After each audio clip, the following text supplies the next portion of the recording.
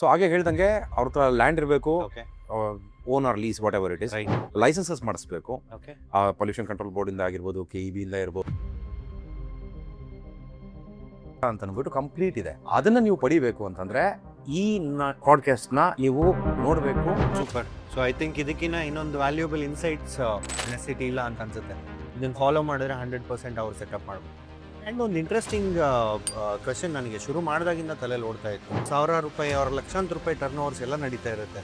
Petrol bunk business ನ ನೋಡೋ ಅಂತವ್ರು ಹೆಂಗ್ ನೋಡ್ತಾರೆ ಅಂತಂದ್ರೆ, ಪೆಟ್ರೋಲ್ ಬಂಕ ಇಲ್ಲ ಹಂಗಂದ್ರೆ ಇವನು ಮೆಷಿನ್ ಇಟ್ಟಿದ್ದಾನೆ ಪ್ರಿಂಟಿಂಗ್ಗೆ, ಹೌದು ಪ್ರಿಂಟ್ ಆಗಿ ಬರ್ತಾ ಇರುತ್ತೆ ದುಡ್ಡು ಅನ್ನೋದು ಅನ್ಕೋತಾರೆ.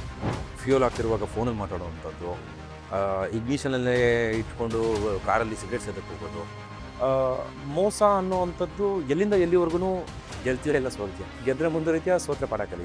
ಅದ್ರಲ್ಲಿ ಕೋಟ್ಯಾನ್ ಗಟ್ಟಲೆ ನೀವು ದುಡ್ಡು ಹಾಕುವಾಗ ಮತ್ತೆ ಎವ್ರಿ 100 ಮೀಟರ್ಸ್ ಒಳಗಡೆ ಒಂದೊಂದು ಬಂಕ್ ಸಿಗ್ತಾ ಹೋಯ್ತು ಅಂತಂದ್ರೆ ಡೇ ಟು ಡೇ ರುಟೀನು. ನಿಮಗೆ ಕೆಲಸ ಮಾಡಲೇಬೇಕು, ಕೆಲಸಕ್ಕೆ ಹೋಗ್ಲೇಬೇಕು, ಗಾಡಿ ಓಡಿಸ್ಲೇಬೇಕು. ನಾನು ಹುಟ್ಟಿದಾಗಿಂದ ನಾನು ನೋಡ್ತಾ ಇರೋ ಅಂಥದ್ದಕ್ಕೂ ಸೊ ನಾನು 90s ಕಿಡ್. ನೀವು ಹಂಗಂದ್ರೆ ಕರೆಕ್ಟಾಗಿ ಅಬ್ಸರ್ವ್ ಮಾಡಿದ್ರಿ. ಅವಾಗಿನ ಕಾಲದ ಪೆಟ್ರೋಲ್ ಬಂಕ್ಸ್ ಇದೇನು ತುಂಬಾ ದೊಡ್ಡ ರಾಕೆಟ್ ಸೈನ್ಸ್ ಏನಲ್ಲ. ಹಿಂಗೆ ಏನಾದರೂ ಈ ಒಂದು ಫೀಲ್ಡಲ್ಲಿ ಇದನ್ನೊಂದು ಕಂಡು ಹಿಡಿದ್ರೆ ಐ ಥಿಂಕ್ ಕೋಟ್ಯಾಂತರ ರೂಪಾಯಿ ಬಿಸ್ನೆಸ್ ಮಾಡೋದ್ರಲ್ಲಿ.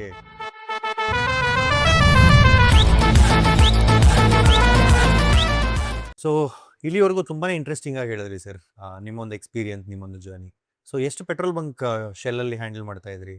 ಎಷ್ಟು ಬಿಸ್ನೆಸ್ ಓನ್ ಮಾಡಿ? ಎರಡಿತ್ತು ಅಲ್ಲಿ. 2 ಪೆಟ್ರೋಲ್ ಬಂಕ್. ಓಕೆ. ಒಂದು ಬನರಘಟ್ಟ ರೋಡಲ್ಲಿತ್ತು, ಇನ್ನೊಂದು JP ನಗರ್. ಸೊ ಈಗ ಶೆಲ್ ಬಂದು ಒಂದು private company, then national oil ಕಂಪನೀಸ್ನ ಈಗ ಹ್ಯಾಂಡಲ್ ಮಾಡ್ತಾ ಇದ್ದೀರಾ. ಸೊ ಅದ್ರದ್ದು ಒಂದು ಡೀಲರ್ಶಿಪ್ ತಗೊಂಡಿದ್ದೀರಿ. ಏನಕ್ಕೆ ತಗೋಬೇಕು ಅಂತ ಅನ್ನಿಸ್ತು? ಸೊ ಎಷ್ಟು ವರ್ಷ ರನ್ ಮಾಡಿದ್ರಿ ಸರ್ ಈ ಬಿಸ್ನೆಸ್? 2018 ಡಿಸೆಂಬರಿಂದ ಲಾಸ್ಟ್ ಇಯರ್ August 31st ವರೆಗೂ ಮಾಡಿದೆ. Around 7 years. So around 7 years. Okay. So 2 bunk run ಮಾಡ್ತಿದ್ದೀರಿ. ಅದನ್ನ ಬಿಟ್ಟು ಯಾಕೆ ನೀವು ನ್ಯಾಷನಲ್ ಆಯಿಲ್ ಕಂಪನೀಸ್ ತಗೋಬೇಕು ಅಂತ? ಬಾಡಿಗೆ ಮನೆ ಯಾವಾಗಲೂ ಬಾಡಿಗೆ ಮನೆನೇ, ಸ್ವಂತ ಮನೆ ಯಾವಾಗಲೂ ಸ್ವಂತ ಮನೆನೇ. ಸೊ ಬಿಕಾಸ್ ಶೆಲ್ ಬಂದ್ಬಿಟ್ಟು it's a franchise based business ಆಗಿರೋದ್ರಿಂದ ಅಲ್ಲಿ ನಮ್ದು ಅಂತ ಏನೂ ಇರೋದಿಲ್ಲ. ಸೊ ಕಂಪ್ನಿ ಹೇಳ್ದಂಗೆ ಕೇಳಬೇಕು, ಕಂಪ್ನಿದೇ ಪ್ರಾಪರ್ಟಿ, ಕಂಪ್ನಿದೇ asset, everything is company's. I am just a face of a company. So ಅವ್ರು ಹೇಳ್ದಂಗೆ ನಡ್ಕೊಂಡು ಹೋಗ್ಬೇಕು, ಅವ್ರು ಹೇಳಿದಂಥ ಪ್ರೋಸೆಸ್ನ ಫಾಲೋ ಮಾಡಬೇಕು, ಅಷ್ಟೇ ಇರುತ್ತೆ. ಇನ್ ಕೇಸ್ ಅವ್ರಿಗೆ ಏನಾದರೂ ಸೆಟ್ ಆಗಲಿಲ್ಲ ಹಂಗೆ ಹಿಂಗೆ ಅಂತಂದರೆ, ಈವನ್ ಅವರು ಕಾರ್ಪೊರೇಟ್ ಕಂಪ್ನೀಸ್ ಥರ ಬೇಡ ನೀನು ಹೋಗು ಅಂತಂದ್ರೆ ಹೋಗ್ತಾ ಇರಬೇಕು. ಸೊ ಪ್ರಿಸೈಸ್ ಆಗಿ ಹೇಳ್ಬೇಕಂದ್ರೆ ಇಟ್ ಇಸ್ ಅಗೇನ್ ನಾವೇ ಇನ್ವೆಸ್ಟ್ ಮಾಡಿರೋಂಥ ಒಂದು ಜಾಬ್ ಅದು. ಕೈಂಡ್ ಆಫ್ ಲೈಕ್ ಏನೋ ಬಿಸ್ನೆಸ್ ಮೆನ್ ಕಮ್. ಸೊ ಹಾಗಾಗಿ ನನ್ಗೆ ಯಾವಾಗಲೂ ಅನ್ನಿಸ್ತಾ ಇತ್ತು, ಆಯ್ತು ಇಷ್ಟೆಲ್ಲ ಕಲ್ತಿದ್ದೀನಿ, ಇಷ್ಟೆಲ್ಲ ನಡೆಸ್ತಾ ಇದ್ದೀನಿ, ನಂದೇ ಓನು ಅನ್ನುವಂಥದ್ದು ಒಂದು ಇದ್ರೆ ಚೆನ್ನಾಗಿರುತ್ತೆ. ಸೊ ಅಂದ್ರೆ ಈಗ ನೀವು ಬೆಳಗ್ಗೆಯಿಂದ ಸಂಜೆವರೆಗೂ ಪೆಟ್ರೋಲ್ ಬಂಕ್ ಅಲ್ಲೇ ಇರಬೇಕು, ಆ ಥರ ಏನಾದರೂ ರೂಲ್ಸ್ ಅದೆಲ್ಲ ಇತ್ತ ಶೆಲ್ಲಲ್ಲಿ ಇದ್ದಾಗ? ಹೌದು, ಅಲ್ಲಿ ನೀವು ದಿನ 8 hour 9 hour ಮಿನಿಮಮ್ ಇರಲೇಬೇಕು. ಅಂಡ್ ಡೈಲಿ ನೀವು ಹೋಗ್ಲೇಬೇಕು. ರಜೆ ಗಿಜೆ ಹಾಕಬೇಕು ಅಂತಂದ್ರೆ ನಿಮ್ಮ ಮ್ಯಾನೇಜರ್ಗೆ ಇನ್ಫಾರ್ಮ್ ಮಾಡಬೇಕು. ಟೆರಿಟರಿ ಮ್ಯಾನೇಜರ್ಸ್ ಅಂತ ಇರ್ತಾರೆ, ಅವ್ರಿಗೆ ಇನ್ಫಾರ್ಮ್ ಮಾಡ್ಬಿಟ್ಟು ಹೋಗ್ಬೇಕು. ಎಲ್ಲಾದ್ರೂ ರಜಾ ಹಾಕ್ಬೇಕು ಅಂದ್ರೆ ಹೇಳೋಗ್ಬೇಕು, ಹೊರಗಡೆ ಹೋಗ್ಬೇಕು ಅಂದ್ರೆ ಹೇಳೋಗ್ಬೇಕು. ಸೊ ಅವರು ಸಡನ್ ಆಗಿ ವಿಸಿಟ್ಸಿಗೆ ಬರ್ತಾ ಇರ್ತಾರೆ, ವಿಸಿಟ್ಸಿಗೆ ಬಂದಾಗ ಆ ಪಾಯಿಂಟ್ ಆಫ್ ಟೈಮಲ್ಲಿ ನೀವು ಇರಬೇಕು. ಆ ಥರದ್ದೆಲ್ಲ ಇದೆ. ಸೊ ಬಿಸ್ನೆಸ್ ಓನರ್ ಅನ್ನಂತ ಕಂಪ್ಲೀಟ್ ಸ್ವತಂತ್ರ ಇಲ್ಲ. ಅದಕ್ಕೆ I think you made that point, ಸ್ವಂತ ಮನೆ ಮಾಡೋಣ ಅಂತ. ಹೌದು, ನ್ಯಾಷನಲ್ ಆಯಿಲ್ ಕಂಪನೀಸ್. ಓಕೆ. ಒಂದು ಟ್ರಾನ್ಸಿಷನ್, ಈಗ ಒಂದು ಪ್ರೈವೇಟ್ ಆರ್ಗನೈಸೇಷನ್ ಇಂದ ಗವರ್ಮೆಂಟ್ ಆರ್ಗನೈಸೇಷನ್ ಬಂದಂಗೆ. ಸೊ ಹೇಗಿದೆ ಈಗಿನ ಜರ್ನಿ ನಿಮ್ದು? ತುಂಬಾ ಚೆನ್ನಾಗಿದೆ ಆಕ್ಚುಲಿ, ಇಟ್ಸ್ ವೆರಿ ನೈಸ್. ಇಲ್ಲಿರುವಂತವ್ರು ತುಂಬಾನೇ ಕೋಆಪರೇಟಿವ್ ಎಲ್ಲ ಇದಾರೆ, ಒಳ್ಳೆ ಆಫೀಸರ್ಸ್ ಇದಾರೆ, ಒಳ್ಳೆ ಕಂಪ್ನಿ, ತುಂಬಾ ಚೆನ್ನಾಗಿದೆ. It gives you a lot of feel of freedom, okay, independence. ಮತ್ತೆ ನಿಮಗೆ ಯಾವತ್ಗೂ ಆ ರಿಯಲ್ ಆಂಟ್ರಪ್ರನರ್ ಅನ್ನೋಂಥದ್ದು ಇರುತ್ತಲ್ಲ, ಅದು ನಿಮಗೆ ನೀವೇ ನಿಮ್ದೇ ಅನ್ನೋಂಥದ್ದು ಮಾಡಿದಾಗಲೇ ಮಜಾ ಬರುತ್ತೆ. ಸೊ ಈಗ ಒಂದು NOC ಬಂಕ್ ಸ್ಟಾರ್ಟ್ ಮಾಡಬೇಕು ಅಂದ್ರೆ ಅದಕ್ಕೆ ಲ್ಯಾಂಡ್ ನಮ್ದೇ ಇರಬೇಕಾ? ಇನ್ವೆಸ್ಟ್ಮೆಂಟ್ ಎಷ್ಟು? ಪ್ರಾಸೆಸ್ ಎಷ್ಟು? ಮೈನ್ ಆಗಿ ನಮಗೆ ಲೀಗಾಲಿಟೀಸ್, ಡಾಕ್ಯುಮೆಂಟೇಶನ್, ಸೊ ಅದೆಲ್ಲ ಏನೇನು ಅಂತ ಅಂದ್ಬಿಟ್ಟು. ಸೊ ಆಗ್ಲೇ ಹೇಳ್ತಿದ್ದಂಗೆ ಪ್ರೈವೇಟ್ ಕಂಪ್ನೀಸ್ ಮತ್ತೆ NOC ಅಂತ ಇರುತ್ತೆ ಇಂಡಿಯಾದಲ್ಲಿ. ಶೆಲ್ಲು, GOBP, ನಯಾರಾ, ಈ 3 ಬಂದ್ಬಿಟ್ಟು ಪ್ರೈವೇಟ್ ಕಂಪ್ನೀಸ್. ಅದನ್ನ ಬಿಟ್ರೆ ಮಿಕ್ಕಿದ್ದೆಲ್ಲ ನಿಮ್ಗೆ ಕಾಣಿಸುವಂಥದ್ದು ಅವೆಲ್ಲ ನ್ಯಾಷನಲ್ ಆಯಿಲ್ ಕಂಪ್ನೀಸ್, ಅಂದ್ರೆ ಗವರ್ಮೆಂಟ್ ಕೆಳಗಡೆ ಇರುವಂಥ ಪಬ್ಲಿಕ್ ಸೆಕ್ಟರ್ ಕಂಪ್ನೀಸ್ ತರ. Okay. Indian oil, BPCL, HPCL, MRPL. So ಎರಡರೂದೂ ತುಂಬಾನೇ ಡಿಫ್ರೆಂಟ್ ಪ್ರೊಸೀಜರ್ಸ್ ಇರ್ತದೆ. ಅದ್ರಲ್ಲಿ ನಾನು ಹೇಳ್ದಂಗೆ ಅವೆಲ್ಲನೂ ಫ್ರಾಂಚೈಸಿ ಬೇಸ್ಡ್ ಅಲ್ಲಿ ಹೋಗ್ತಾ ಹೋಗುತ್ತೆ. GOBP ನಲ್ಲಿ ನಿಮಗೆ ಡೀಲರ್ಶಿಪ್ ಸಿಗುತ್ತೆ, ನಯಾರದಲ್ಲಿ ಡೀಲರ್ಶಿಪ್ ಸಿಗುತ್ತೆ. So private companies more or less ಒಂದೇ ತರ ವರ್ಕ್ ಮಾಡ್ತಾ ಹೋಗ್ತಾರೆ. ಬಟ್ ಶೆಲ್ ಸ್ವಲ್ಪ ಡಿಫ್ರೆಂಟ್ ಆಗಿರುತ್ತೆ, ಬಿಕಾಸ್ GOBP ಮತ್ತೆ ನಯಾರಾ ಅಂತ ಬಂದಾಗ ಅಗೇನ್ ಅವ್ರು ಡೀಲರ್ಶಿಪ್ ಮಾಡಲು ಸಿಮಿಲರ್ ಆಗಿ ಬರ್ತಾ ಹೋಗುತ್ತೆ. ಬಟ್ ಪ್ಯೂರ್ಲಿ NOC ಅಂತ ಬಂದಾಗ, ಇಂಡಿಯನ್ ಆಯಿಲ್, BPCL, HPCL ಈ ತರ ಬಂದಾಗ ಇವ್ರದ್ದು ಪ್ರೊಸೆಸ್ಸೇ ಬೇರೆ ತರ ಇರುತ್ತೆ. ಈಗ ನಾನು ಒಂದು ಬಂಕ್ ಮಾಡಬೇಕು ಅಂತ ಬಂದ್ರೆ ಟೆಂಡರ್ನ ಕರೀತಾರೆ, ಓಕೆ, ಪೇಪರ್ ಅಲ್ಲಿ ಪಬ್ಲಿಷ್ ಮಾಡ್ತಾರೆ, ಇಂಟರ್ನೆಟ್ ಅಲ್ಲಿ ಹಾಕ್ತಾರೆ, ನಮಗೆ ಇಂಥ ಲೊಕೇಶನಲ್ಲಿ ಇಂಥ ರೋಡಲ್ಲಿ ಈ ಸ್ಟ್ರೆಚ್ಚಿಂದ ಈ ಸ್ಟ್ರೆಚ್ವರೆಗೆ ಇಲ್ಲಿ ನಮಗೆ ಪೆಟ್ರೋಲ್ ಬಂಕ್ ನೋಡ್ತಾ ಇದೀವಿ, ನಿಮ್ಮ ಹತ್ರ ಲ್ಯಾಂಡ್ ಇತ್ತು ಅಂತಂದ್ರೆ ಅಂಡ್ ಮತ್ತೆ ನೀವು ಈ ಕೆಟಗರಿನಲ್ಲಿ ಬಂದ್ರಿ ಅಂತಂದ್ರೆ ನೀವು ಅಪ್ಲೈ ಮಾಡ್ಬೋದು ಅಂತ ಬರುತ್ತೆ ಅಲ್ಲಿಗೆ. ಓಕೆ, ಸೊ ನಾವು ಆ ಅಡ್ವರ್ಟೈಸ್ನ ನೋಡ್ಕೊಂಡು ನಮ್ಮ ಹತ್ರ ಲ್ಯಾಂಡ್ ಇದೆ ಅಂತಂದ್ರೆ ಅಪ್ಲೈ ಮಾಡಬೇಕು. ಲ್ಯಾಂಡ್ ಇಲ್ಲ ಅಂತಂದ್ರೆ ಅಟ್ಲೀಸ್ಟ್ ಲ್ಯಾಂಡ್ನ ಲೀಸಿಗಾದ್ರೂ ತಗೊಂಡು ಅಪ್ಲೈ ಮಾಡಬೇಕು. ಅವ್ರು ಕ್ರೈಟೀರಿಯಾ ಕೊಟ್ಟಿರ್ತಾರೆ, ನನಗೆ ಇಷ್ಟು ಸ್ಕ್ವೇರ್ ಫೀಟ್ ಜಾಗ ಬೇಕಾಗುತ್ತೆ ಅಂತ ಅನ್ಬೋದು. ಅದನ್ನ ನೋಡ್ಕೊಂಡು ನಾವು ಅಪ್ಲೈ ಮಾಡಬೇಕು. ಸೊ ಮಿನಿಮಮ್ ಎಷ್ಟು ಬೇಕು ಒಂದು ಪೆಟ್ರೋಲ್ ಬಂಕ್ ಮಾಡೋದಕ್ಕೆ? ಡಿಪೆಂಡ್ ಆಗುತ್ತೆ. ನೀವು ಸಿಟಿ ಲಿಮಿಟ್ಸ್ ಅಲ್ಲಿ ಬರ್ತಾರೆ ಅಂತಂದ್ರೆ ಒಂದು 10,000. ಅದೇ ನಿಮಗೆ ಹೈವೇಸ್ ಅಲ್ಲಿ ಆ ಕಡೆ ಎಲ್ಲ ಹೋಯ್ತು ಅಂತಂದ್ರೆ ನಿಮಗೆ 30,000 40,000 ಸ್ಕ್ವೇರ್ ಫೀಟ್ ವರ್ಗು ಹೋಗ್ತಾ ಹೋಗುತ್ತೆ. Depending on the size of the petrol bunk, ಅಲ್ಲಿ ಏನೇನು ಅಮ್ಯುನಿಟೀಸ್ ನ ಮಾಡ್ತಾರೆ ಅನ್ನೋದ್ರ ಮೇಲೆ ಡಿಪೆಂಡ್ ಆಗುತ್ತೆ. ಸೊ ಇವ್ರು ಕೊಡುವಾಗಲೂ ನಿಮಗೆ ಟೆಂಡರಲ್ಲಿ ನಮಗೆ ಇಷ್ಟು ಮಿನಿಮಮ್ ಸ್ಕ್ವೇರ್ ಫೀಟ್ ಬೇಕು, ಇಂಥ ರೋಡಲ್ಲಿ ಬೇಕು, ಇಂಥ ಜಾಗದಲ್ಲಿ ಬೇಕು, ಹೈವೇನಲ್ಲಿ ಬೇಕು, ರೂರಲಲ್ಲಿ ಬೇಕು, ಈ ಥರ ಅವ್ರು ಕರೆಕ್ಟಾಗಿ ಸ್ಪೆಸಿಫೈ ಮಾಡಿರ್ತಾರೆ. ಸೊ ಮೋಸ್ಟ್ಲಿ ಎಲ್ಲ ಡೀಟೇಲ್ಸ್ ಅವ್ರಿಗೆ ಅಲ್ಲೇ ಸಿಕ್ಬಿಡುತ್ತೆ, ಎಲ್ಲ ಅದರಲ್ಲೇ ಇರುತ್ತೆ. ಆ ಕ್ರೈಟೀರಿಯಾಗೆ ನೀವು ಮೀಟ್ ಆಗ್ತಾ ಇದ್ರೆ ನೀವು ಖಂಡಿತ ಅದನ್ನ ಅಪ್ಲೈ ಮಾಡ್ಬೋದು ಅದರಲ್ಲಿ. ಸೊ ನಂದೊಂದು ಎಕರೆ ಜಾಗ ಇದೆ ಅಥವಾ ನಂದೊಂದು 20,000 ಸ್ಕ್ವೇರ್ ಫೀಟ್ ಇದೆ ಅಂದ ತಕ್ಷಣ ಅಲ್ಲಿ ಪೆಟ್ರೋಲ್ ಬಂಕ್ ಮಾಡೋಕ್ಕಾಗಲ್ಲ. ಅಲ್ಲಿ ಆ ಕಂಪ್ನಿಯವ್ರು ಕಾಲ್ ಫಾರ್ ಮಾಡಿರ್ಬೇಕು, ನೀವು ಸುಮ್ಮನೆ ಮಾಡೋದಕ್ಕಾಗೋದಿಲ್ಲ. ಅವ್ರು ಕೇಳಿರೋ ಜಾಗದಲ್ಲಿ ನಿಮ್ ಲ್ಯಾಂಡ್ ಇದ್ರೆ ನೀವು ಮಾಡ್ಬೋದು. ನಿಮ್ ಲ್ಯಾಂಡ್ ಇಲ್ಲ ಅಂದ್ರೂ ಆಗ್ನೇ ಹೇಳ್ದಂಗೆ ಲೀಸ್ ತಗೊಂಡ್ರು ಮಾಡ್ಬೋದು. ನಿಮ್ಗಿರೋ ಜಾಗದಲ್ಲಿ ಎಲ್ಲ ಮಾಡ್ತೀನಿ ಅಂತಂದ್ರೆ ಆಗೋದಿಲ್ಲ. ಸೊ ಒಂದು ಸ್ಟ್ರಾಟಜಿ ಇರುತ್ತೆ ಅನ್ಸುತ್ತೆ ಕಂಪನಿ ಕೂಡ. ಈಗ ನಾನೊಂದು ಲೊಕೇಶನ್ ಹೇಳ್ತಿದ್ದೀನಿ ಅಂದ್ರೆ ಅಲ್ಲಿ ಇಷ್ಟು ವೆಹಿಕಲ್ ಇನ್ಫ್ಲೋ ಮೂವ್ಮೆಂಟ್ ಎಲ್ಲ ಇದೆ, ಸೊ ಅಲ್ಲಿ ನೆಸಿಟಿ ಇದೆ ಅನ್ನೋದಕ್ಕೋಸ್ಕರ ಮೇ ಬಿ ಹೌದು ಫೀಸಿಬಿಲಿಟಿ ಸ್ಟಡಿ ಅಂತ ಮಾಡ್ತಾರೆ ಕಂಪ್ನಿಯಲ್ಲಿ. ಫೀಸಿಬಿಲಿಟಿ ಸ್ಟಡಿ ಅಂತ ಮಾಡಿದಾಗ they will say all the feasibilities. Actually ನೋಡ್ಬೇಕು ಅಂತಂದ್ರೆ ನಿಮ್ಗೆ ರೋಡ್ ಅಪ್ರೋಚ್ ಹೆಂಗಿದೆ, ಯಾವ ತರ ರೋಡ್ ಇದೆ, ಯಾವ ತರ ಪಾಪ್ಯುಲೇಷನ್ ಇದೆ, ಯಾವ ತರ ಟ್ರಾಫಿಕ್ ಇದೆ. Okay, is that a rural area, is that a residential area, is that a highway, ಪ್ರತಿಯೊಂದಕ್ಕೂ ಅದರದೇ ಆದಂತಹ ಟರ್ಮ್ಸ್ ಅಂಡ್ ಕಂಡೀಷನ್ಸ್ ಇರುತ್ತೆ. ಅದಕ್ಕೆ ಆ ಪರ್ಟಿಕ್ಯುಲರ್ ಲ್ಯಾಂಡ್ ಮೀಟ್ ಆಗ್ತಾ ಇದೆಯಾ ಅಂತ ನೋಡ್ತಾರೆ. ಅದಕ್ಕೆ ಸೂಟಬಲ್ ಆಗಿದೆ, ಅದೆಲ್ಲನೂ ಆ ಕಂಡೀಷನ್ಸ್ನ ಅದು ಸರ್ವೆ ಮಾಡ್ತಾ ಇದೆ ಅಂತಂದಾಗ ಆಯ್ತು ಅಂತ ಅಂದ್ಬಿಟ್ಟು ಓಕೆ ಅಂತಂತಾರೆ. ಬಟ್ ಅದ್ರಲ್ಲೂ ಕೂಡ ನಿಮಗೆ ಟೆಂಡರ್ ಪ್ರೊಸೀಜರೇ ಸಿಗಾಬಡೆ ಇರುತ್ತೆ ಅದರಲ್ಲಿ. ಸೊ ಅದರಲ್ಲಿ ನೀವು ಟೆಂಡರ್ ಅಪ್ಲೈ ಮಾಡಬೇಕು. ಅಪ್ಲೈ ಮಾಡಿಬಿಟ್ಟು ನಿಮಗೆ ಅದರಲ್ಲಿ ಮತ್ತೆ ಸೆಲೆಕ್ಟ್ ಆಗಬೇಕು. ಓಕೆ, ಸೆಲೆಕ್ಟ್ ಆದ್ಮೇಲೆ ನಿಮಗೆ you can go it with that ಅನ್ನೋಂಗೆ. ಆಯ್ತು, ನನ್ನ ಲ್ಯಾಂಡ್ ಕೂಡ ಇದೆ, ವಾಟ್ ನೆಕ್ಸ್ಟ್? ಆ ಲ್ಯಾಂಡ್ ಇದೆ, ಅದಕ್ಕೆಲ್ಲ ಕ್ರೈಟೀರಿಯಾ ಮೀಟ್ ಆಗ್ತಿದೆ ಅಂತಂದಾಗ ನೀವು ಅಪ್ಲೈ ಮಾಡ್ತೀರಾ. When you are lucky you will get that. ಅದರಲ್ಲಿ ಕ್ಯಾಟಗರೀಸು ಎಲ್ಲ ಇರುತ್ತೆ. So if you fall under that category then you will have the chances of getting it ಅಂತ. ಓಕೆ, ಅದು ಸಿಕ್ಕಿ ಎಲ್ಲ ಆಯಿತು ಅಂತಂದರೆ ಅವ್ರು ನಿಮ್ಗೊಂದು LOI ಅಂತ ಕೊಡ್ತಾರೆ, ಲೆಟರ್ ಆಫ್ ಇಂಟೆಂಟ್ ಅಂತ ಅಂದ್ಬಿಟ್ಟು. ಅದು ಕೊಟ್ಟಾದ್ಮೇಲೆ ಏನೇನು ಡಾಕ್ಯುಮೆಂಟೇಷನ್ಸ್ ಬೇಕು ಅದನ್ನೆಲ್ಲ ನೀವು ಫುಲ್ಫಿಲ್ ಮಾಡಬೇಕು. ಲ್ಯಾಂಡ್ ಡಾಕ್ಯುಮೆಂಟ್ಸ್ ಎಲ್ಲನೂ ಅದೆಲ್ಲ ಕೊಟ್ಕೊಂಡೆಲ್ಲ ಆದಮೇಲೆ ದೆನ್ ಪ್ರೊಸೀಜರ್ ಸ್ಟಾರ್ಟ್ ಆಗುತ್ತೆ. ಅವ್ರಾಗೇನು ಬಂದೊಂದು ಫೀಸಿಬಿಲಿಟಿ ಸ್ಟಡಿ ಮಾಡಿಬಿಟ್ಟು ಕರೆಕ್ಟಾಗಿ ಏನು ಎತ್ತ ಅಂತ ಅಂದ್ಬಿಟ್ಟು ಆಮೇಲೆ ಹೇಳ್ತಾರೆ ನಿಮಗೆ ಇದಕ್ಕೆ ಇಷ್ಟು ಇನ್ವೆಸ್ಟ್ಮೆಂಟ್ ಆಗುತ್ತೆ ಮಾಡಲಿಕ್ಕೆ, ಸೆಟಪ್ ಕಾಸ್ಟ್ ಅಂತ ಅಂದ್ಬಿಟ್ಟು. ಪೆಟ್ರೋಲ್ ಬಂಕ್ಸಲ್ಲಿ 2 ಥರ ಇರ್ತದೆ, ಒಂದು A ಸೈಟ್ ಮತ್ತು ಇನ್ನೊಂದು B ಸೈಟ್ ಅಂತ ಅಂದ್ಬಿಟ್ಟು. A ಸೈಟ್ ಅಂತ ಬಂತು ಅಂತಂದರೆ ಅದರಲ್ಲಿ ಕಂಪ್ನಿ ಕೂಡ ಸೆಟಪ್ಗೆ ಇನ್ವೆಸ್ಟ್ ಮಾಡ್ತಾರೆ ಸ್ವಲ್ಪ, ಆ್ಯಂಡ್ ಡೀಲರ್ ಕೂಡ ಸ್ವಲ್ಪ ಇನ್ವೆಸ್ಟ್ ಮಾಡಬೇಕಾಗತ್ತೆ. ಅದೇ B ಸೈಟ್ ಅಂತ ಬಂತು ಅಂತಂದರೆ ಕಂಪ್ಲೀಟ್ಲಿ ಡೀಲರೇ ಇನ್ವೆಸ್ಟ್ ಮಾಡಬೇಕಾಗತ್ತೆ. ಅದು ಕಂಪ್ನಿ ಏನು ಇನ್ವೆಸ್ಟ್ ಮಾಡೋದಿಲ್ಲ. ಡೆಪಾಸಿಟ್ನ ಕಂಪ್ನಿಗೆ ಕೊಟ್ಬಿಟ್ಟು ಏನೇನು ಕಾಸ್ಟ್ ಆಗುತ್ತೆ, ಸೆಟಪ್ಪು, ಎಕ್ವಿಪ್ಮೆಂಟ್ಸು, ಮತ್ತೊಂದು ಎಲ್ಲನೂ ಡೀಲರೇ ಮಾಡ್ಕೋಬೇಕಾಗತ್ತೆ. A ಸೈಟಲ್ಲಿ ಬಂದಾಗ ಅಲ್ಲಿ ಸ್ವಲ್ಪ ಶೇರಿಂಗ್ ಇರುತ್ತೆ ಇನ್ವೆಸ್ಟ್ಮೆಂಟಲ್ಲಿ. ಹಾಗೇನೆ ಈ ಬಾಡಿಗೆ ಅದು ಇದು ಅಂತ ಬಂದಾಗ್ಲೂ ತಿಂಗಳು ಬಾಡಿಗೆ ಅಂತ ಅಲ್ಲೂ ಕೂಡ ಶೇರಿಂಗ್ ಇರುತ್ತೆ. ಕಂಪ್ನಿ ಸ್ವಲ್ಪ ಪೇ ಮಾಡ್ತಾರೆ, ಡೀಲರ್ ಸ್ವಲ್ಪ ಪೇ ಮಾಡ್ತಾರೆ. So this is the difference between A site and B site ಅಂತ. ಸೊ ಮೇಜರ್ಲಿ ನಿಮಗೆ ಔಟ್ಸೈಡ್ ದ ಸಿಟೀಸ್ ಎಲ್ಲ ಬಂತು ಅಂತಂದರೆ ಅದೆಲ್ಲ B ಸೈಟ್ಸೇ ಅದು. ಸೊ ಕಂಪ್ಲೀಟ್ ಇನ್ವೆಸ್ಟ್ಮೆಂಟು ಡೀಲರ್ದೇ ಇರುತ್ತೆ. Sir approximately depends on the size of the site. ಏನು ಜಾಗ ಇರುತ್ತೆ ಅದಕ್ಕೆ ಏನು ನೀವು ಇನ್ವೆಸ್ಟ್ ಮಾಡ್ತೀರಾ ಅದ್ರ ಮೇಲೆ ಡಿಪೆಂಡ್ ಆಗುತ್ತೆ. ಸೊ ನೀವು ಅಪ್ರಾಕ್ಸಿಮೇಟ್ಲಿ ಹೇಳಬೇಕು ರಫ್ಲಿ ಅಂತಂದರೆ ಒಂದು ಸ್ಮಾಲ್ ಸೈಜ್ ಜಾಗ ಇದೆ B ಸೈಟಲ್ಲಿ ನೀವು ಮಾಡ್ತಾ ಇದ್ದೀರಾ ಅಂತಂದರೆ ಹತ್ತತ್ರ ₹1 ಕೋಟಿ ಬೇಕಾಗುತ್ತೆ. ಓಕೆ, ಅದೇ ದೊಡ್ಡದಿದೆ ಜಾಗ ಮತ್ತು ಅದರದ್ದು ಸೆಟಪ್ ಕಾಸ್ಟ್ ಎಲ್ಲ ಜಾಸ್ತಿ ಆಗ್ತಾ ಇದೆ ಅಂತನ್ನುವಾಗ ಅಟ್ಲೀಸ್ಟ್ ಒಂದು 2-2.5 crores ಆಗುತ್ತೆ. ವರ್ಕಿಂಗ್ ಕ್ಯಾಪಿಟಲ್ ಬೇರೆ ನಾನು ಹೇಳ್ತಿರೋದು. ಸೊ ವರ್ಕಿಂಗ್ ಕ್ಯಾಪಿಟಲ್ ಅಂತಂದ್ರೆ daily load, petrol diesel purchase ಮಾಡಬೇಕು, ಅದನ್ನ ನೀವು ಅಪ್ಫ್ರಂಟ್ RTGS ಮಾಡಬೇಕು, ಕಂಪ್ನಿಗೆ ನೀವು ಪರ್ಚೇಸ್ ಮಾಡಬೇಕು, then unit to sell. Okay, ಆ ಥರ ಇರುತ್ತೆ. ನಾನು ಬರೀ ಸೆಟಪ್ ಕಾಸ್ಟೇ ಆಲ್ಮೋಸ್ಟ್ ಅಷ್ಟು ಆಗುತ್ತೆ ಆ್ಯಕ್ಚುಲಿ. ಓಕೆ, ಸೊ ಈಗ ಅನ್ನಿಸ್ತಿದೆ 1.5-2 ಕೋಟಿ ರೂಪಾಯಿ ಒಂದು ಸ್ಮಾಲ್ ಪೆಟ್ರೋಲ್ ಬಂಕ್ ಮಾಡಬೇಕು ಅಂತಂದು ಇನ್ವೆಸ್ಟ್ ಮಾಡಿರೋರಿಗೆ ನಾವು ಮೀಟರ್ ಟ್ಯಾಂಪರ್ ಆಗಿದೆ ಅಥವಾ ₹500 ಹೇಳಿದೆ, ₹550 ಫ್ಯೂಯಲ್ ಆಗಿದೆ ಅಂತ ಅನ್ನೋದು, so it is all non sense ಅಂತ ಅನ್ಸುತ್ತೆ ಮೋಸ್ಟ್ಲಿ. ಹೌದು, ಖಂಡಿತ. ನೀವು ಫಸ್ಟ್ ಆಫ್ ಆಲ್ ಯಾರನ್ನಾದ್ರೂ ಬ್ಲೇಮ್ ಮಾಡೋದಕ್ಕೆ ಮುಂಚೆ ಫಸ್ಟ್ ನಾವು ಹೆಂಗಿದೀವಿ ಅಂತ ಅಂದ್ಬಿಟ್ಟು ಕರೆಕ್ಟಾಗಿ ನೋಡ್ಕೋಬೇಕಾಗುತ್ತೆ. ಇದು ಒಂದು ಕಾಮನ್ ಸೈಕಾಲಜಿ ಇರುವಂಥದ್ದು ಕಸ್ಟಮರ್ಸಲ್ಲಿ. ನಾನು ತಪ್ಪು ಅಂತ ಹೇಳೋದಿಲ್ಲ, ಬಟ್ ಏನಂತಂದರೆ ಸ್ವಲ್ಪ ಅರ್ಥ ಮಾಡ್ಕೊಳ್ಳಿ ಅಂತ ಹೇಳ್ತೀನಿ. ಏನು ನಾನು ಇಷ್ಟಕ್ಕೆ ಹೇಳಿದ್ದೆ, ನಾನು ಈಗ ನೀಡ್ಲು ನೋಡಿದ್ರೆ ಅದು ಎದೊಳ್ತಾ ಇಲ್ಲ, ಹೌದು, ಸೊ ನೀನು ಹಾಕೇ ಇಲ್ಲ ಅನ್ಸುತ್ತೆ ಹಂಗೆಲ್ಲ ಹೇಳ್ತಾರೆ. ಫಸ್ಟ್ ನೋಡ್ಬೇಕಾದ್ದೇನು ಅಂತಂದ್ರೆ ನೀವು ಶೆಲ್ಗೆ ಹೋದ್ರೂ ಇದೇ ಕಂಪ್ಲೇಂಟ್ಸ್ ಇರುತ್ತೆ, ನೀವು NOCಗೆ ಹೋದ್ರು ಇದೇ ಕಂಪ್ಲೇಂಟ್ಸ್ ಇರುತ್ತೆ ಕಸ್ಟಮರ್ಸ್. ಕೆಲವು ಕಸ್ಟಮರ್ಸ್ ಬಂದು ಅದೇ ತರ ಕಂಪ್ಲೇಂಟ್ ಮಾಡ್ತಾರೆ. ಬಟ್ ಎಷ್ಟೇ ಜೆನ್ಯೂನ್ ಆಗಿ ನಾವು ಇದ್ರೂ ಕೂಡ ಆ ಕಂಪ್ಲೇಂಟ್ಸ್ ಏನಿಗೆ ಬರುತ್ತೆ ಅಂತಂದ್ರೆ ಬಿಕಾಸ್ ಲ್ಯಾಕ್ ಆಫ್ ನಾಲೆಡ್ಜ್. ಕಸ್ಟಮರ್ಸ್ಗೆ ಅವ್ರ ಗಾಡಿ ಮೇಲೆ ಕರೆಕ್ಟಾಗಿ ನಾಲೆಡ್ಜ್ ಇಲ್ಲ ಅಂತಂದ್ರೆ, ಗಾಡಿನ ಸರಿ ಮೇಂಟೈನ್ ಮಾಡಿಲ್ಲ ಅಂತಂದ್ರೆ ಇವೆಲ್ಲ ಆಗ್ತವೆ. ಸರ್ ನಾನು ನಿಮ್ಮನ್ನು ಬಿಡಲ್ಲ, ನಂದೊಂದು ಕ್ವಶನ್ ಇದೆ. ನಂದೊಂದು ಪಲ್ಸರ್ ಬೈಕ್ ಇತ್ತು. ಅದರ ಮ್ಯಾನ್ಯುಯಲ್ ಅಲ್ಲಿ ಬರ್ದಿರೋದು ಟ್ಯಾಂಕ್ ಕೆಪಾಸಿಟಿ 15 ಲೀಟರ್. ನಾನು ಅವತ್ತಿನ ದಿನ ಫ್ಯೂಯಲಿಂಗ್ ಹೋಗಿದ್ದಾಗ 17.5 ಲೀಟರ್ ಫಿಲ್ ಮಾಡಿದ್ದಾರೆ.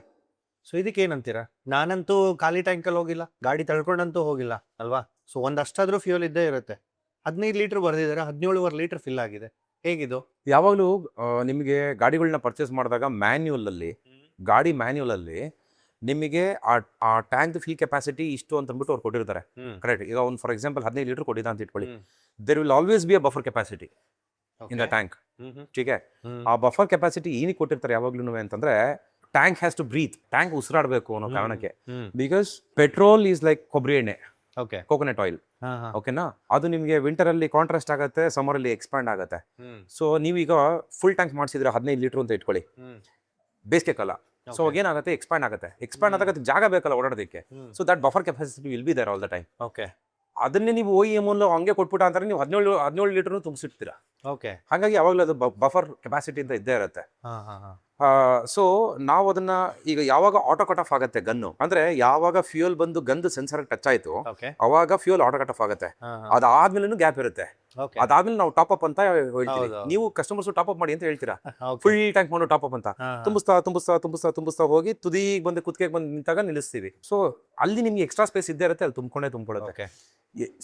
ಇದು ಕಾರ್ಗಳಲ್ಲಿ ಇನ್ನೂ ಜಾಸ್ತಿ. ಹೌದು. So ideally speaking safe fuel ಇಷ್ಟು 15 ಲೀಟರ್ ಅಂದ್ರೆ 15 ಲೀಟರ್ ಫಿಲ್ ಆಗುತ್ತೆ, ಅದ್ರ ಮೇಲೂ ಜಾಸ್ತಿ ಜಾಗ ಇರುತ್ತೆ ಅಂತ ಇರುತ್ತೆ ನೀವು ಹೇಳ್ತೀವಿ. ಹೌದು.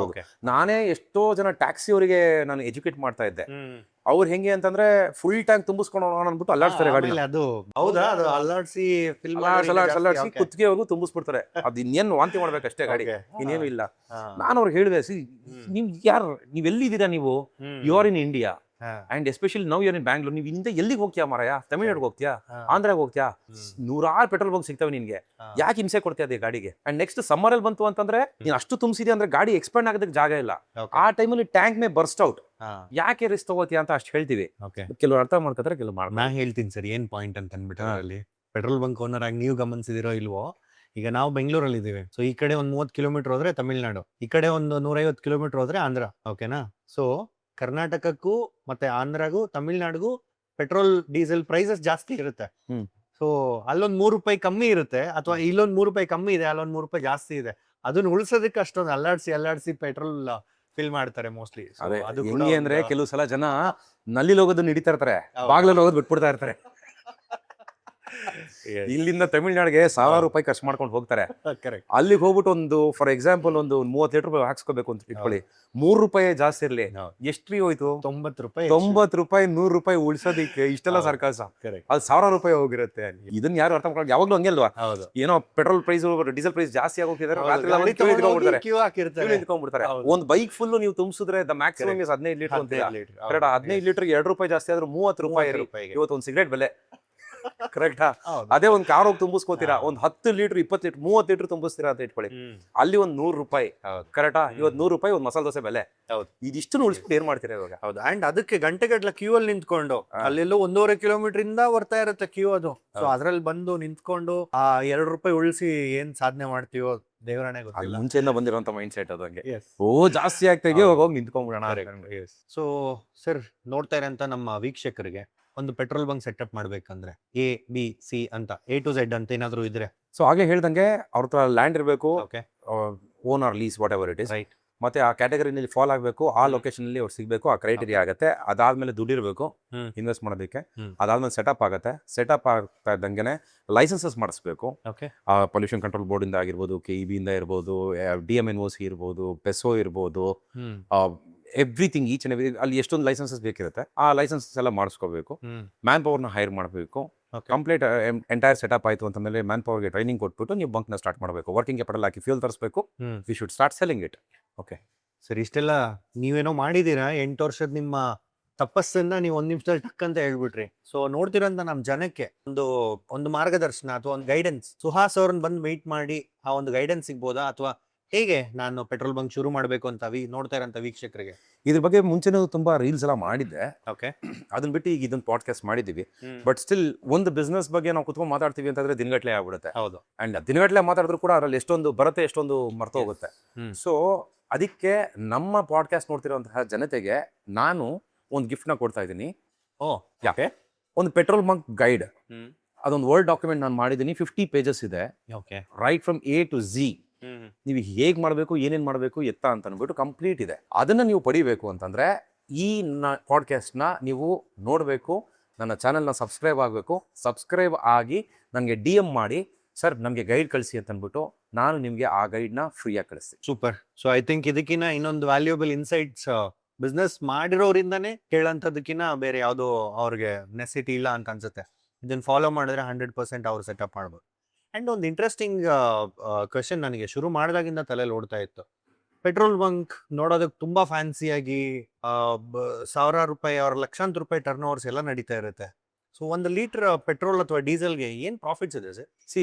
ಅಂದರೆ ಕಮಿಷನ್ ಅಂತ ಕೇಳ್ತಾ ಇದ್ದೀರಾ ನೀವು? ಓಕೆ. ಸೊ ನಿಮಗೆ ಒಂದು ಪೆಟ್ರೋಲ್ದು 1 ಲೀಟ್ರ್ ಮೇಲೆ ನಿಮಗೆ ಅರೌಂಡ್ ಒಂದು 4 ರೂಪಾಯಿ ಇರುತ್ತೆ. ಡೀಸೆಲ್ಗೆ ಒಂದು ಆನ್ ಆನ್ ಆವ್ರೇಜ್ ನಾನು ನಿಮ್ಗೆ ಹೇಳಬೇಕು ಅಂದರೆ ಒಂದು 3 ರೂಪಾಯಿ ಇರುತ್ತೆ. Okay. So it's very small margin. Petrol bunk ಬಿಸ್ನೆಸ್ನ ನೋಡೋ ಅಂಥವ್ರು ಹೆಂಗೆ ನೋಡ್ತಾರೆ ಅಂತಂದರೆ, ಪೆಟ್ರೋಲ್ ಬಂಕ ಇಲ್ಲಂಗಂದ್ರೆ ಇವನು ಮೆಷಿನ್ ಇಟ್ಟಿದ್ದಾನೆ ಪ್ರಿಂಟಿಂಗ್ಗೆ. ಹೌದು. ಪೆಟ್ರೋಲ್ ಡೀಸೆಲ್ ಹಿಂಗೆ ಹೋಗ್ತಿದ್ದಂಗೆ ಇಲ್ಲಿ ಮೆಷಿನ್ ಅಲ್ಲಿ ಪ್ರಿಂಟ್ ಆಗಿ ಬರ್ತಾ ಇರುತ್ತೆ ದುಡ್ಡು ಅನ್ನೋಂಗೆ ಅನ್ಕೋತಾರೆ. ಬಟ್ ಅರ್ಥ ಮಾಡ್ಕೊಳ್ಳಿ, it's only very small margins ನಮಗೆ ಸಿಗುವಂಥದ್ದು. ಯಾವಾಗ ನಮಗೆ ವಾಲ್ಯೂಮ್ಸ್ ಆಗತ್ತೆ ಅವಾಗಲೇ ನಾವು ಏನೋ ಅರ್ನಿಂಗ್ಸ್ನ ನೋಡ್ಲಿಕ್ಕೆ ಆಗೋದು. ಓಕೆ. ಅಂದರೆ ದಿನಕ್ಕೆ ಇಷ್ಟು 1000 ಲೀಟರ್ ಅಂತ ಹೋಗಬೇಕು ನಮಗೆ. ಅಷ್ಟು 1000 ಲೀಟರ್ ಅಂತ ಹೋದಾಗ ದಿನಕ್ಕೆ ಇಷ್ಟು ಅಂತಂದ್ರೆ ತಿಂಗಳಿಗೆ ಎಷ್ಟು, ಅದರಲ್ಲಿ ಮತ್ತೆ ಖರ್ಚುಗಳು. ನಿಮಗೆ ಖರ್ಚು ಎಷ್ಟು ಬರುತ್ತೆ ಒಂದು ಪೆಟ್ರೋಲ್ ಬಂಕ್ ನಡೆಸೋದಕ್ಕೆ? ಸೊ ಅದನ್ನ ಹೇಳ್ಬೋದಾ? ಅದೇ, ಅದು ಡಿಪೆಂಡ್ಸ್ ಆನ್ ದಿ ರೆಂಟ್. ನಮ್ದು ಓನ್ ಲ್ಯಾಂಡ್ ಇಲ್ಲ ಅಂತಂದ್ರೆ ಮೇನ್ಲಿ ಇಂಪ್ಯಾಕ್ಟ್ ಆಗೋದು ರೆಂಟ್. ಓಕೆ. ಸೊ ಅಂದಾಜು ಎಷ್ಟು ಇರ್ಬೋದು? ಸಿಟಿ ಸೆಂಟರ್ಸ್ ಅಲ್ಲಿ ನೀವು ಮಾಡ್ತೀರಾ ಅಂತಂದ್ರೆ ನಿಮಗೆ ಒಂದು ಆಲ್ಮೋಸ್ಟ್ ಒಂದು 2 ಲಕ್ಷ ರೂಪಾಯಿ ರೆಂಟೇ ಇರುತ್ತೆ. 2 ಲಕ್ಷ ರೂಪಾಯಿ ರೆಂಟ್. ಒಂದು 15 ಜನ ಸ್ಟಾಫ್ ಬೇಕಾ? ಬೆಳಗ್ಗೆ 7 ಗಂಟೆಯಿಂದ ರಾತ್ರಿ 11 ಗಂಟೆವರೆಗೂ ತೆಗೆದಿರ್ತೀನಿ ನಾನು ಅಷ್ಟೇ. ಖಂಡಿತ 15 ಜನ ಸ್ಟಾಫ್ ಬೇಕು. ಸೊ 15 ಜನಕ್ಕೆ ಆನ್ ಅನ್ ಆವ್ರೇಜ್ ನಾ ಒಂದು 15 ಜನ ಇಸ್ ಮಿನಿಮಮ್ ಥಿಂಗ್, ಮಿನಿಮಮ್ ಬೇಕಾಗಿರೋದು. ಸೊ ಆನ್ ಅನ್ ಆವ್ರೇಜ್ 20,000 ರೂಪಾಯಿ ಸಂಬಳ ಅಂತಂದ್ರೂ ಅಂದ್ರೆ ಅಲ್ಲೂ ಡಿಫ್ರೆಂಟ್ ಲೆವೆಲ್ಸ್ ಮ್ಯಾನೇಜರ್ಸು ಎಲ್ಲರೂ ಬೇಕು. ಸೊ ಆನ್ ಅನ್ ಆವ್ರೇಜ್ ಒಂದು 20,000 ಅಂತಂದ್ರೂ ಕೂಡ ಅಲ್ಲೊಂದು 3 ಲಕ್ಷ ರೂಪಾಯಿ ಆಯ್ತು. ಸೊ 3 ಲಕ್ಷ ಪ್ಲಸ್ ರೆಂಟ್ ಒಂದು 2 ಲಕ್ಷ. ಅದು ಬಿಟ್ಟು ನಿಮ್ ಮೇಂಟೆನೆನ್ಸ್, ಆಪರೇಷನಲ್ ಲಾಸಸ್ ಸಿಕ್ಕಾಪಟ್ಟೆ ಇರುತ್ತೆ. ಹೌದು, ಅದನ್ನೆಲ್ಲ ಕಳಿಬೇಕಾಗುತ್ತೆ. ಅದೆಲ್ಲ ಕಳೆದ ಮೇಲೆ ನಿಮ್ಗೆ ಸಿಗುವಂತ ನೆಟ್ ಪ್ರಾಫಿಟ್, ಆ ನೆಟ್ ಪ್ರಾಫಿಟ್ ನ ನೀವು ಹಾಕಿರೋ ಬಂಡವಾಳಕ್ಕೆ ಲೆಕ್ಕ ಹಾಕಿದ್ರೆ ಅದು 2% ಕೂಡ ವರ್ಕೌಟ್ ಆಗ್ತಿರಲ್ಲ ಆಕ್ಚುಲಿ ಹೇಳ್ಬೇಕು ಅಂತಂದ್ರೆ. ಸೊ ವಾಲ್ಯೂಮ್ ಮ್ಯಾಟರ್ಸ್ ಅಲ್ಲ ವಾಟ್ ಆಕ್ಚುಲಿ. ಓಕೆ. ಸೊ ಎಷ್ಟು ವಾಲ್ಯೂಮ್ ಆದ್ರೆ ಒಂದು ಪೆಟ್ರೋಲ್ ಬಂಕ್ ಪ್ರಾಫಿಟಬಲ್ ಅಂತ ಅನ್ಸುತ್ತೆ ವಿತ್ ದಿಸ್ ಕ್ಯಾಲ್ಕುಲೇಷನ್? ಈಗ ಒಂದು 10 ಲಕ್ಷ ರೂಪಾಯಿ ನನಗೆ ಆಪರೇಷನಲ್ ಎಕ್ಸ್ಪೆಂಡಿಚರ್ ಇದೆ. ಸೊ ಈ ಒಂದು 10 ಲಕ್ಷ ರೂಪಾಯಿಗೆ ನಾನು ಎಷ್ಟು ವಾಲ್ಯೂಮ್ ಆದ್ರೆ ನಾನು ಪ್ರಾಫಿಟಬಿಲಿಟಿ ನಾನು ನೋಡ್ಬೋದು? ಅಟ್ಲೀಸ್ಟ್ ಒಂದು 2% of what ever I have invested. ಅಂದ್ರೆ 10 ಲಕ್ಷ ನಿಮಗೆ ಖರ್ಚೆ ಇದೆ ಅಂತಂದ್ರೆ ಆ ಬಂಕು ನಿಮ್ಗೆ ಏನಿಲ್ಲ ಅಂತಂದ್ರೆ ದಿನಕ್ಕೆ ಒಂದು 25 KL ಮಾಡಬೇಕು. 25 KL ಅಂದ್ರೆ 25,000 ಲೀಟರ್ ಸೇಲ್ ಮಾಡಬೇಕು. 25,000 ಲೀಟರ್. ಓಕೆ. 10 ಲಕ್ಷ ಒಂದು ಖರ್ಚಿದೆ ಅಂತಂದ್ರೆ ಮಿನಿಮಮ್ 25,000 ಲೀಟರ್ ಸೇಲ್ ಮಾಡಬೇಕು. ಓಕೆ. ಓಕೆ. ಸೊ ನೀವು ನಾರ್ಮಲ್ ಪೆಟ್ರೋಲ್ ಬಂಕ್ಸ್ ಒಂದು ಆವರೇಜ್ ತಗೋತೀವಿ ಅಂತಂದ್ರೆ if petrol bunk is doing at least 10,000 litres per day okay ಅಂತ ಬಂತು ಅಂದ್ರೆ ಬ್ಯಾಂಗ್ಳೂರ್ ಬೆಂಗಳೂರಿಂದ ಸ್ವಲ್ಪ ಆ ಕಡೆ ಈ ಕಡೆ ಇದಾವೆ ಅಂತ ಬಂದಾಗ್ಲೂ ನಿಮಗೆ ಒಂದು 10,000 ಲೀಟರ್ ಮಾಡ್ತಿದೆ ಅಂತಂದ್ರೆ it's a very good business to do. ಎಲ್ಲ ಖರ್ಚೆಲ್ಲ ಕಳೆದು ನಿಮ್ಮ ನೆಟ್ ಪ್ರಾಫಿಟ್ ಉಳಿಯೋದಕ್ಕೆ. Okay, right. So thank you ಈ ಒಂದು ಇನ್ಸೈಟ್ ಕೊಟ್ಟಿದ್ದಕ್ಕೆ. ಈಗ ಒಂದು ರ್ಯಾಪಿಡ್ ಫೈರ್ ರೌಂಡ್ಗೆ ಹೋಗೋಣ. ಓಕೆ. ಸೊ ಪೆಟ್ರೋಲಾ ಡೀಸೆಲ್ಲಾ? ನಂದು ಡೀಸೆಲ್ ಕಾರೇ. ಓಕೆ. ಬಟ್ ನಂಗೆ ಪೆಟ್ರೋಲೇ ಇಷ್ಟ, ಯಾಕೆಂದ್ರೆ ಮಾರ್ಜಿನ್ ಜಾಸ್ತಿ ಅದರಲ್ಲೇ. Oh okay. ಸೊ ಪೆಟ್ರೋಲಾ ಶುಗರ್ ಮೀಟರ್ ಟ್ಯಾಂಪರಿಂಗ್ ಮಿತ್ತಾ ಇಲ್ಲ ಫ್ಯಾಕ್ಟಾ? Okay. So early morning fuel ಮಿತ್ತಾ ಫ್ಯಾಕ್ಟಾ? ಮಿತ್ತೆ. ಓಕೆ. ಸೊ ಎಷ್ಟೊತ್ತಲ್ಲಿ ಹಾಕೊಂಡ್ರು ಫ್ಯೂಯಲ್ ಸೇಮೇ ಬರುತ್ತಾ? ಫುಲ್ ಟ್ಯಾಂಕ್ ಫ್ಯೂಯಲ್ಲಾ ಇಲ್ಲ 10 ಲೀಟ್ರು ಅಥವಾ 20 ಲೀಟ್ರಾ? Full tank is better. Full tank is always ಬೆಟ್ರಾ? Okay. So just a follow up sir, ಯಾಕೆ ಫುಲ್ ಟ್ಯಾಂಕು? ಯಾಕೆ ಅಂತಂದ್ರೆ ಒಂದು ಬಂದ್ಬಿಟ್ಟು ನಿಮಗೆ full tank to full tank ಮೈಲೇಜ್ನ ಚೆಕ್ ಮಾಡೋದಕ್ಕೆ ಈಸಿ ಆಗುತ್ತೆ. ನಿಮ್ಮ ಗಾಡಿ ಪರ್ಫಾರ್ಮೆನ್ಸ್ ಏನಂತ ಗೊತ್ತಾಗುತ್ತೆ. ಆ್ಯಂಡ್ ಗಾಡಿನಲ್ಲಿ ಫ್ಯೂಯಲ್ ಯಾವಾಗಲೂ ಅವೈಲಬಲ್ ಇರುತ್ತೆ. ಎಮರ್ಜೆನ್ಸಿನಲ್ಲಿ ಫ್ಯೂಯಲ್ ಇದೆಯೋ ಇಲ್ವೋ ಅಂತ ತಲೆ ಕೆಡಿಸ್ಕೊಳ್ಳೋಂಥ ನೆಸಿಟಿ ಇಲ್ಲ. ಓಕೆ. ಸೊ ನಾನೊಂದು ರಾಯಲ್ ಎನ್ಫೀಲ್ಡ್ ಪ್ರಾಫಿಟಾ ಇಲ್ಲ ಕಸ್ಟಮರ್ ಟ್ರಸ್ಟಾ? Customer trust. Okay. Forward by profit. Trust ಇತ್ತು ಅಂದ್ರೆ ಕಸ್ಟಮರ್ ಬಂದೇ ಬರ್ತಾರೆ ರೆಗ್ಯುಲರ್ ಆಗಿ, ಪ್ರಾಫಿಟ್ ಬಂದೇ ಬರುತ್ತೆ. ಸೊ ಬಿಗ್ಗೆಸ್ಟ್ ಚಾಲೆಂಜ್ ಏನು, ಸ್ಟಾಫಾ ಇಲ್ಲ ಕಸ್ಟಮರಾ? Staff is biggest pain. Okay. Actually because loyalty ಇರೋಂಥ ಸ್ಟಾಫ್ ಸಿಗೋಂಥದ್ದು ತುಂಬಾ ಕಷ್ಟ. ಆ್ಯಕ್ಚುಲಿ ಎಷ್ಟೇ ಚೆನ್ನಾಗಿ ಏನೇ ನೋಡ್ಕೊಂಡ್ರು ಕೂಡ ಅವ್ರನ್ನ ಸಂಬಳ ತೊಗೊಂಡು ಹೇಳ್ದೆ ಬಿಟ್ಟು ಹೋಗ್ತಾರೆ. ಓಕೆ. ಇಲ್ಲಾಂದ್ರೆ ಬೇರೆ ಇನ್ನೇನೋ ಕೆಲಸ ಮಾಡ್ತಾರೆ. ಅವೆಲ್ಲ ನಮ್ಮ ಆಪರೇಷನ್ ಲಾಸಸ್ ಅಲ್ಲಿ ಬಂದು ಕೂತ್ಕೋತಾ ಇರುತ್ತೆ actually. Okay. So biggest mistake as a customer petrol ಬಂಕಲ್ಲಿ ಮಾಡೋಂಥದ್ದು? ಅನ್ಸೇಫಾಗಿ ಬಿಹೇವ್ ಮಾಡೋದು. ಓಕೆ. ಗಾಡಿ ಮೇಲೆ ಟೂ ವೀಲರ್ ಆದರೆ ಗಾಡಿ ಮೇಲೆ ಕುತ್ಕೊಂಡು ಫ್ಯೂಲ್ ಹಾಕೋ ಅನ್ನೋಂಥದ್ದು, ಫ್ಯೂಲ್ ಆಗ್ತಿರುವಾಗ ಫೋನಲ್ಲಿ ಮಾತಾಡೋವಂಥದ್ದು, ಇಗ್ನಿಷನಲ್ಲೇ ಇಟ್ಕೊಂಡು ಕಾರಲ್ಲಿ ಸಿಗರೇಟ್ ಸೇದಕ್ಕೆ ಹೋಗೋದು, ಈ ಥರದ್ದೆಲ್ಲ ಮಾಡೋವಂಥದ್ದೆಲ್ಲ ಸಿಕ್ಕಾಪಟ್ಟೆ ಅನ್ಸೇಫ್ ಮಾಡ್ತಾರೆ. ಮಕ್ಕಳನ್ನ ಕರ್ಕೊಂಬಂದ್ಬಿಟ್ಟು ಫ್ಯೂಯಲ್ ಟ್ಯಾಂಕ್ ಹತ್ರನೇ ನಿಲ್ಲಿಸ್ಕೊಳ್ಳೋದು, ಇಲ್ಲಾಂತಂದರೆ ಗಾಡಿ ಟ್ಯಾಂಕ್ ಮೇಲೆ ಕೂರಿಸ್ಕೊಳ್ಳೋವಂಥದ್ದು. All these are unsafe activities that people do. Okay, so that's a biggest mistake ಅಂತ. ಎಸ್. ಆ್ಯಂಡ್ ಎಂಟ್ರಿನಲ್ಲಿ ಎಕ್ಸಿಟ್ ಹೊಡೆಯೋದು, ಎಕ್ಸಿಟಲ್ಲಿ ಎಂಟ್ರಿ ಹೊಡೆಯೋದು, ರೈಟ್. ಇವೆಲ್ಲನೂ ಅವ್ರು ತೊಂದರೆ ಆಗಲಿಲ್ಲ, ಇನ್ನೊಬ್ರು ತೊಂದರೆ ಮಾಡೋಗ್ತಾರೆ. ಆ್ಯಂಡ್ ಇನ್ನೊಂದೇನು ಅಂತಂದರೆ ಮೇನ್ಲಿ ಟ್ಯಾಂಕರ್ ಬಂದ್ಬಿಟ್ಟು ಅನ್ಲೋಡ್ ಆಗ್ತಾ ಇರುತ್ತೆ ಟ್ಯಾಂಕ್ಗೆ. Okay, it's a biggest risk in petrol bunk business ಅಲ್ಲಿ ಆಕ್ಚುಲಿ ಹೇಳ್ಬೇಕು ಅಂತಂದ್ರೆ. ಬಿಕಾಸ್ ಆ ಟ್ಯಾಂಕರ್ಸ್ ಬಂದ್ಬಿಟ್ಟು ನಿಮಗೆ 15,000 ಲೀಟರ್ಸ್ 20,000 ಲೀಟರ್ಸ್ ಫ್ಯೂಲ್ ಇರುತ್ತೆ, ಅನ್ಲೋಡ್ ಮಾಡ್ತಾ ಇರ್ತೀವಿ. ಯಾವನು ಅಲ್ಲೇ ಹತ್ರದಲ್ಲಿ ನಿಂತ್ಕೊಂಡು ಸಿಗರೇಟ್ ಸೇರ್ತಾ ಇರ್ತಾನೆ. ಅವ್ನಿಗೊಂದು ಚೂರು ಕಾಮನ್ ಸೆನ್ಸ್ ಇರಲ್ಲ, ಇನ್ ಕೇಸ್ ಹೆಚ್ಚು ಕಡಿಮೆ ಆಯ್ತು ಅಂದ್ರೆ ಏರಿಯಾ ಓಡಿಸ್ಕೊಳ್ಳುತ್ತೆ ಅಂತ. ನಾವು ಹೋಗಿ ಹೇಳಕ್ ಹೋದ್ರೆ ಅರೋಗೆಂಟ್ ಆಗಿ ಬಿಹೇವ್ ಮಾಡ್ತಾರೆ. ಸೊ ಇದೆಲ್ಲನೂ ಇನ್ನ ಜನ ಇದರಲ್ಲೆಲ್ಲ ಎಜುಕೇಟ್ ಆಗ್ತಾ ಹೋಗ್ಬೇಕು. ಪೆಟ್ರೋಲ್ ಬಂಕ್ ಇದೆಯಾ, ಅದ್ರ ಸುತ್ತಮುತ್ತ ಅಟ್ಲೀಸ್ಟ್ ಒಂದು 20 ಮೀಟರ್ಸ್ ರೇಂಜಲ್ಲಿ ಯಾವುದೇ ಹೀಟ್ ಸೋರ್ಸ್ ಇರಬಾರ್ದು. ಓಕೆ, ಗಾಡಿನಲ್ಲಿ ಇಟ್ಕೊಂಡು ಯಾರೇ ತಳ್ಳಗಾಡಿನಲ್ಲಿ ಇಟ್ಕೊಂಡು ಹೀಟ್ ಸೋರ್ಸು ಸ್ಟವ್ ಇವು ಇಟ್ಕೊಂಡು ಏನೂ ಮಾಡಬಾರ್ದು. ಅದ್ರ ಅಕ್ಕಪಕ್ಕ ಯಾವುದು ಹೋಟೆಲ್ಸು ಗೀಟಲ್ಸು ಇರಬಾರ್ದು. ಆ್ಯಂಡ್ ಹತ್ರದಲ್ಲಿ ಎಲ್ಲೋ ನಿಂತ್ಕೊಂಡು ಸ್ಮೋಕ್ ಮಾಡೋದು, ಮತ್ತೊಂದು ಮಾಡೋದು, ಇದನ್ನೆಲ್ಲ ಮಾಡಬಾರ್ದು. ಇದು ಏನಂತಂದ್ರೆ ಅವನಿಗೂ ಕೂಡ ಡೇಂಜರಸ್ಸು, ಅಲ್ಲಿ ಕೆಲಸ ಮಾಡ್ತಿರೋರ್ಗೂ ಡೇಂಜರಸ್ಸು, ಸುತ್ತಮುತ್ತ ಇರೋ ಎಲ್ರಿಗೂ dangerous. Just for a small nonsense act he is going to cost the life of people surrounding that. Okay, so ವೀಕ್ಷಕರೇ, ಇಲ್ಲಿವರೆಗೂ ಸೊಫಿಸ್ಟಿಕೇಟೆಡ್ ಆಗಿ ಆನ್ಸರ್ ಮಾಡ್ರಂತ ನಮ್ಮ ಸುಹಾಸ್ ಅವ್ರನ್ನ ನೋಡಿದ್ರಿ. ಇನ್ಮೇಲಿಂದ ಅವರೊಳಗಡೆ ಇರೋಂಥ ಒಂದು ಬೆಂಕಿನ ಜ್ವಾಲೆನ ನಿಮ್ಮ ಮುಂದೆ ತರೋದಕ್ಕೆ ನಾನು ಟ್ರೈ ಮಾಡ್ತೀನಿ. ಸೊ ನೋಡ್ತಾ ಇರಿ. ಐಶ್ವರ್ಯ ಸಿನಿಮಾ ನೋಡಿದ್ದೀರಾ? ಉಪೇಂದ್ರ ಅವ್ರದ್ದು. ಖಂಡಿತ ನಡೆಯಲ್ಲ ರೀ, ಆಗಲ್ವಾ? ಚಾನ್ಸೇ ಇಲ್ಲ. ಎವ್ರಿ ಡೇ ಗೌರ್ಮೆಂಟ್ ಅಫಿಷಿಯಲ್ಸ್ ಬಂದು ಚೆಕ್ ಮಾಡಲಿಕ್ಕೆ ಅಂತ ಅಂದ್ಬಿಟ್ಟು. ಆ್ಯಂಡ್ ಎವ್ರಿ ಇಯರು ಪ್ರತಿಯೊಂದು ಸರ್, ಐ ಡೋಂಟ್ ನೋ, ನಾನು ಈ ಕ್ವಶನ್ ಕೇಳಬೇಕಾ ಇಲ್ವಾ ಅಂತ ನನಗೆ ಗೊತ್ತಿಲ್ಲ. ಬಟ್ ಈಗ ನಾವು ಅಡಲ್ಟ್ರೇಷನ್ ಎಲ್ಲ ಮಾತಾಡಿದ್ವಿ. ಸೊ ಅಂದರೆ 20% of ethanol and 80% of fuel. So ಇದೆಲ್ಲದರಿಂದ ವೆಹಿಕಲ್ಗೆ ಯಾವ ರೀತಿ ಇಂಪ್ಯಾಕ್ಟ್ ಆಗುತ್ತೆ? ಅದ್ರಲ್ಲಿ ಯಾವುದೋ ಒಂದು ಒಳ್ಳೆ ಫ್ಯಾಕ್ಟ್ರಿ ಇದೆ, ಬಿಕಾಸ್ ಆಫ್ ವಿಚ್ ಎನ್ವಿರಾನ್ಮೆಂಟ್ಗೆ ಅದು ಹೆಲ್ಪ್ ಮಾಡುತ್ತೆ ಅನ್ನೋ ಕಾರಣಕ್ಕೋಸ್ಕರ ಇಂಟ್ರೊಡ್ಯೂಸ್ ಆಗಿರುತ್ತೆ ಹೊರತು ನಿಮ್ಮ ಗಾಡಿನ ಹಾಳು ಮಾಡಬೇಕು ಅಂತ ಯಾರೂ ಬಿಡೋದಿಲ್ಲ. ಅಲ್ಲಿ ನಂದು ಬರೀ 40,000ಕ್ಕೆ ಗಾಡಿ ಫುಲ್ ಹಾಳಾಗೋಗ್ಬಿಟ್ಟಿದೆ, ಇದಕ್ಕೆ ಅವ್ರ ಕಾರಣ ಇವ್ರ ಕಾರಣ ಅಂತ ಯಾರೋ ತುಂಬ ಬ್ಲೇಮ್ ಮಾಡ್ತಾ ಇದ್ರು ಬೇರೆ ಸ್ಟೇಟಲ್ಲಿ. ಇಲ್ಲ, ಅದೇ ಹೇಳಿದ್ದು, C government norm and process is same for